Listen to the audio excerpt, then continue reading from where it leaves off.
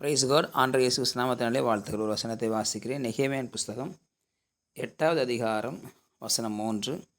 காலை முதல் மதியானம் மட்டும் புருஷர்களும் ஸ்திரீகளும் கவனமாய் வசனத்துக்கு செவி கொடுத்தார்கள் என்று சொல்லி இங்கே கர்த்தருடைய வார்த்தை பார்க்கிறோம். காலை முதல் மதியானம் மட்டும், காலமே தொடங்கி மதியானம் வரைக்கும் தேவனுடைய வார்த்தைக்கு இஸ்ரவேல் மக்கள் செவி கொடுத்தார்கள். பாபிலோன் தேசத்திலே சிறையாக இருந்த அவர்கள் இப்பொழுது அங்கே விட்டு வெளியே வந்து விட்டார்கள். பாபிலோன் தேசத்தில் இருக்கிற வரைக்கும் அவங்களுக்கு வேதவசனம் கிடைக்கல, தேவனுடைய வார்த்தை கிடைக்கல, தேவனுடைய வழிநடத்தல் கிடைக்கல. ஆகவே பாபிலோன் ஆற்றங்களில் இருந்து நாங்கள் அழுதோம் என்று சொல்லி அங்கே சொல்கிறார்கள். அழுதோம். ஆகவே தான் அவர்கள் இப்பொழுது ஏக்கத்தோடு வந்தாங்க. நெகேமியா மூலமாக 52 நாட்களுக்குள்ள அலங்கம் கட்டி முடிக்கப்பட்டது.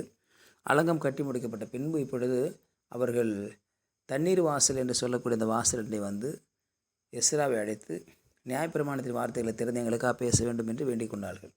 உடனே எஸ்ரா அங்கே வந்து வேத புஸ்தகத்தை திருப்பி நியாயப்பிரமாணத்தின் பக்கங்களை திருப்பினால், திருப்பி பேச ஆரம்பிக்கிற பொழுது எல்லா ஜனங்களும் எழுந்து ஆமேன் என்று சொல்லி தேவனுடைய வார்த்தைக்கு மதிப்பளித்து மகிமைப்படுத்தினார்கள். தேவனை தொழுது கொண்டார்கள். கரங்கூப்பி தேவனை தொழுது கொண்டார்கள். ஏன் அப்படின்னு சொன்னால், தேவனுடைய வார்த்தையின் மீது இருந்த தாகம், தேவனுடைய வார்த்தையின் மீது இருந்த ஏக்கம். ஆகவே தான் வாசிக்கிறோம், காலமே தொடங்கி மதியானம் வரைக்கும் தேவனுடைய வார்த்தை கேட்டுக்கொண்டே இருந்தார்கள். இன்றைக்கி நான் வேதவசனம் எப்படி வாசிக்கிறோம்? ஒரு 10 நிமிஷம் இல்லை 15 நிமிஷம், சில பேருக்கு அதுக்கும் நேரம் இருக்காது. கேலண்டரில் அந்த ஏதாவது ஒரு தேதியில் உள்ள அந்த தேதிக்கு உண்டான ஒரு வசனத்தை மாத்திரம் வாசிட்டு போயிட்டே இருப்பாங்க. ஆனால் இங்கே தேவனுடைய பிள்ளைகள், தேவனுடைய ஜனங்கள் தாகத்தோடு கூட தேவனுடைய வார்த்தைக்காக ஏக்கத்தோடு கூட காத்திருந்தார்கள். ஏக்கத்தோடு கர்த்தருடைய வார்த்தைக்காக அவர்கள் காத்து கொண்டிருந்தார்கள். அந்த வார்த்தை எப்போ வரும் என்று சொல்லி ஏக்கத்தோடு இருந்தார்கள். காரணம், தேவனுடைய வார்த்தை பல நாட்களாக, பல ஆண்டுகளாக இல்லாது இருந்தது.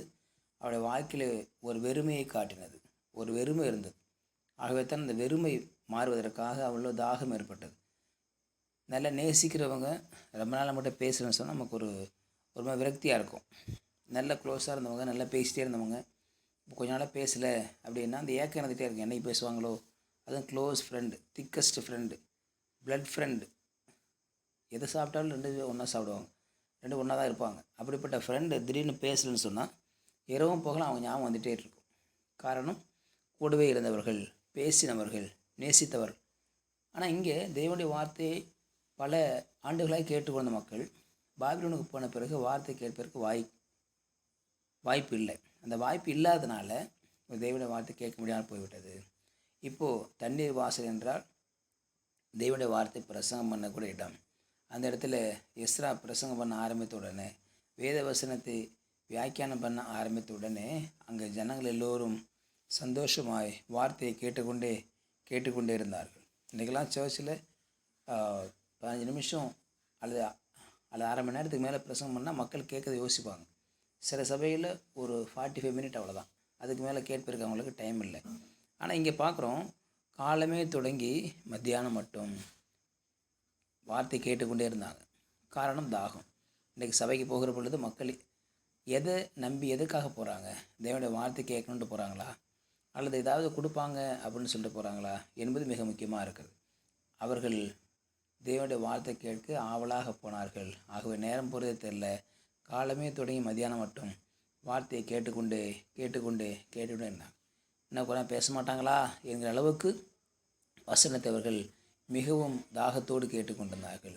நாமும் கூட இந்த ஆண்டிலே வசனத்தின் மீது ஒரு தாகம், வசனத்தின் மீது பசிதாகம் உள்ளவர்கள் பாக்கியவான்கள். வசனத்தின் மீது ஒரு ஏக்கம், ஒரு தாகம் நமக்கு இருக்கிற பொழுது நாம் தேவனோடு கூட நெருங்கி வாழ முடியும். தேவன் நம்மை ஆசீர்வதிக்க முடியும். தேவன் மீது நாம் அன்பாக இருப்பதனுடைய வெளிப்பாடு என்ன? வேதத்தை வாசிப்பது தான். நான் எந்தளவுக்கு நேசிக்கிறேன் என்பது எதை காட்டும்? எந்தளவுக்கு வேத வசனத்தை வாசிக்கிறேன் என்பதை பொறுத்து தான் என்னுடைய தேவனுடைய அன்பின் அளவுகோல். நான் ஆண்டவர் நேசிக்கிறேன்றதுக்கு அதான் அளவுகோல்.